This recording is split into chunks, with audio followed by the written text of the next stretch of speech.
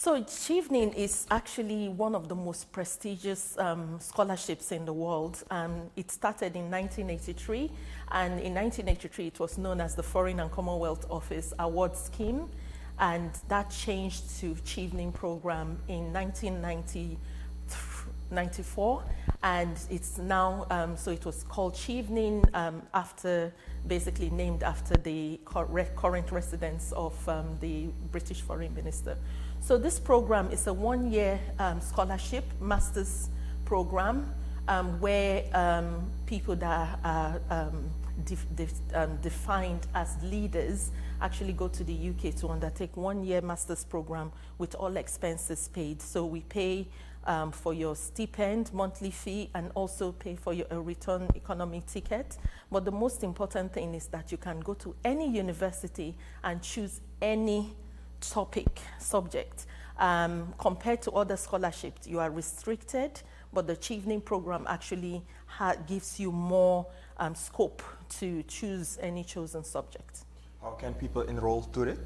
So we've got the Chevening website. So usually the window opens in August, and it runs roughly till the first week from August to September.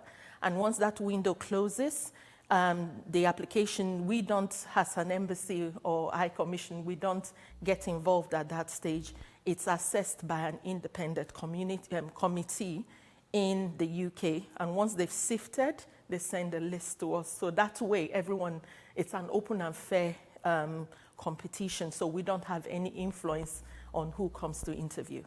And how many scholarships are available? So it's subject to budget. So at the moment, the key thing is getting the people with the right qualification and the right skills. So once we've got that, then what happens is, I'll just tell you briefly. So the last time we've sent 5 people to the UK, and that's inclusive of those in Guyana and Suriname. So we want to see where we can get, good quality application from Suriname, so that way they're on the same par as the rest of the world. And if we're talking about to apply, is this a long process? So it's quite a simple process. So what you do is you log on to Chevening website, which I will share with you later. Once you log in and you enter, your personal details, what you then do, it gives you a drop-down list of subjects and universities. So basically it has the list of all UK universities, and you can choose 3 courses. So once you've chosen those 3, you input all the relevant information, you do your essays. So we've got essays. So one touches on leadership. So it basically asks you how you consider yourself to be a leader.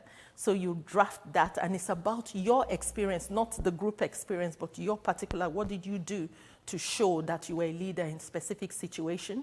And the next one speaks about shared learning, or it used to be known as the networking skill. How did you use your networking skill to build long-lasting relationships? How did you use those skills to achieve a particular outcome? Then following that, it will also talk about why you've chosen the specific topic. Why do you want to go to the UK to study? Why now? And then talk about your career. Obviously, if you're going to study, you must have a goal.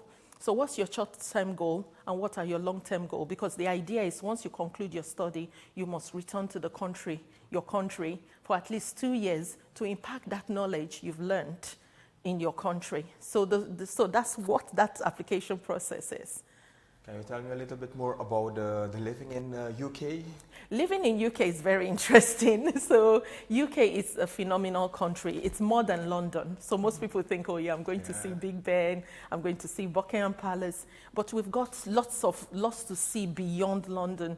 We've got other places like Manchester, Oxford. I know people don't talk much about Milton Keynes. It has lots of roundabouts. And it's the UK culture. It's a mixed culture. People are very friendly. People are diverse. So you have people from all over the world. So it's almost like a mixed pot.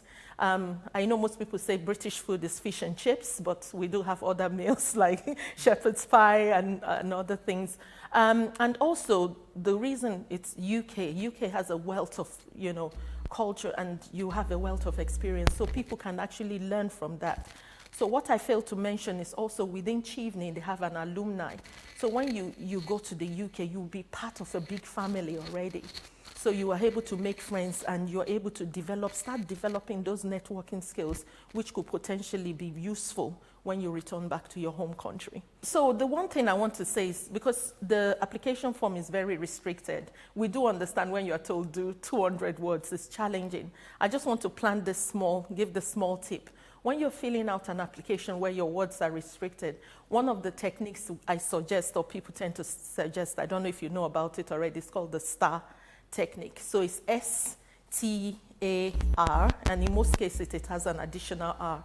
So you've got the situation, what happened, task, something is going to happen, you've been given a dedicated task.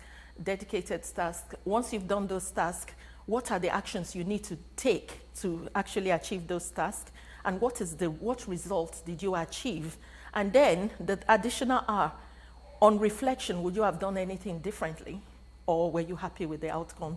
So that's the way you should phrase when you start writing, is think about the situation, so that way you don't